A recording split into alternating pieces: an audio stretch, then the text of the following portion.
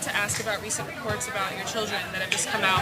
How do you square those reports with your feelings and your previous comments on black men and housing black households?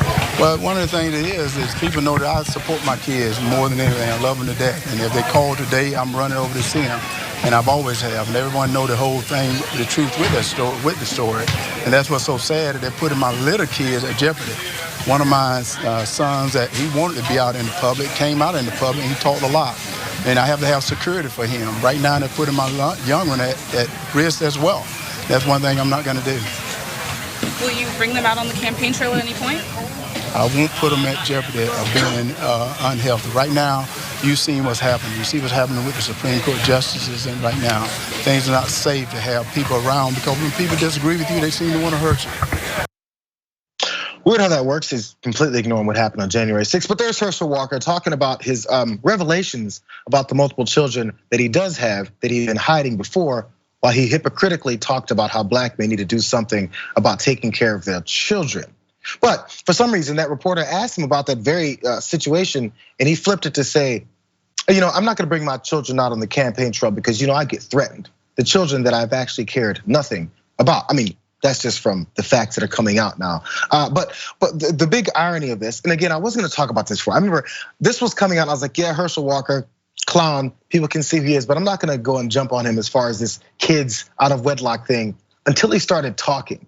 And someone else named Christian Walker, his son, that he has been putting forward, and everyone does know is his son, was also talking. The last time he talked about this, he said some pretty outrageous things that match up a lot with what he should probably tell his father. Watch. So it's been announced that Nick Cannon is having his 9th kid, meaning he has 2 women pregnant at the same time.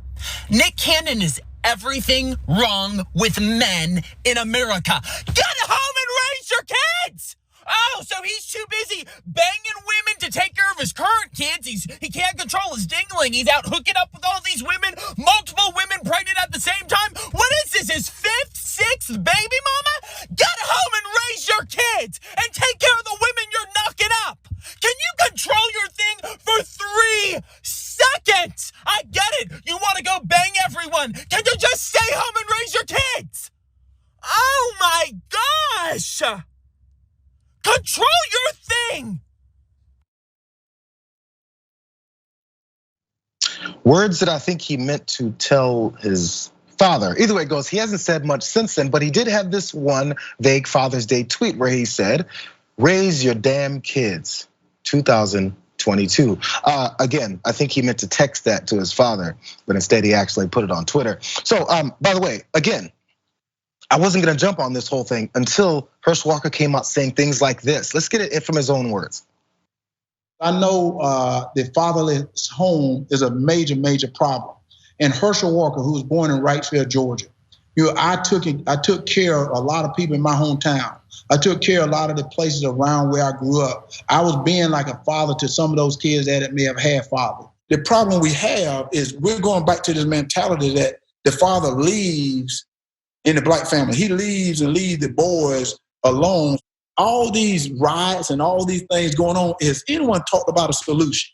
Everyone talking about all this stuff. Here's the one solution. I said, guys, what we need to do is, let's say, okay, Herschel, and I blame myself, but I'm gonna tell you what I'm doing. I said, what we need to do is let's go in our neighborhood and let's become fathers of those fatherless child. Parents getting involved with your child is very, very important. But also adults getting involved with kids, because some kids do not have a parent, a mother or father. So I don't think I want to leave that kid behind.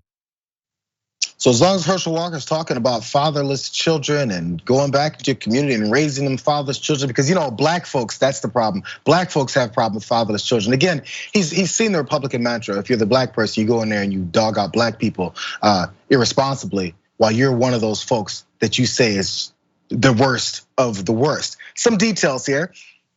On June 14th, the Daily Beast reported that Walker has a 10-year-old son whom he does not see and whom he did not legally acknowledge until being taken to court.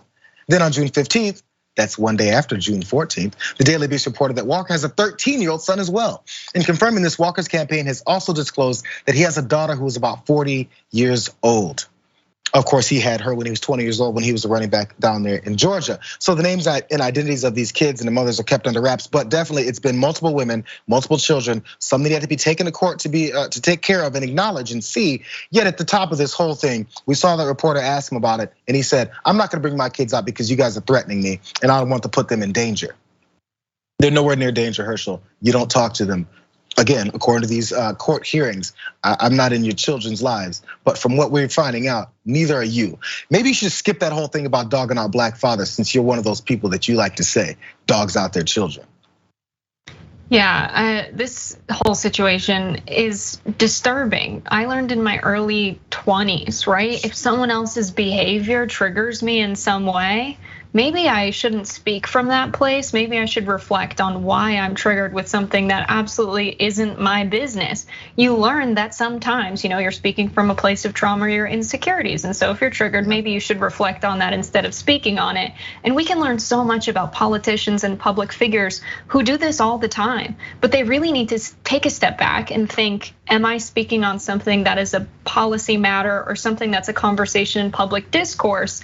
And if you're coming from this place of speaking from complicated emotions within yourself, you're not really in a place to be thinking about policy-oriented solutions. What are the greater problems in the community? What is the root cause?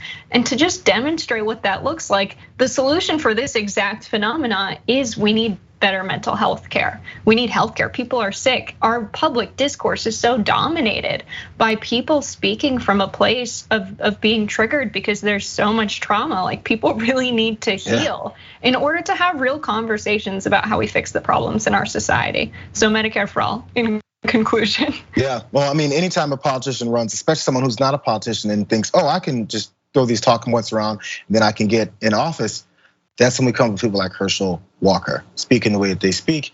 And apparently it's working for him. Look, he got the nomination. It says a lot about the supporters and the members of the Republican Party more than it does about him. He's just like, hey, I'll take it. You guys are suckers.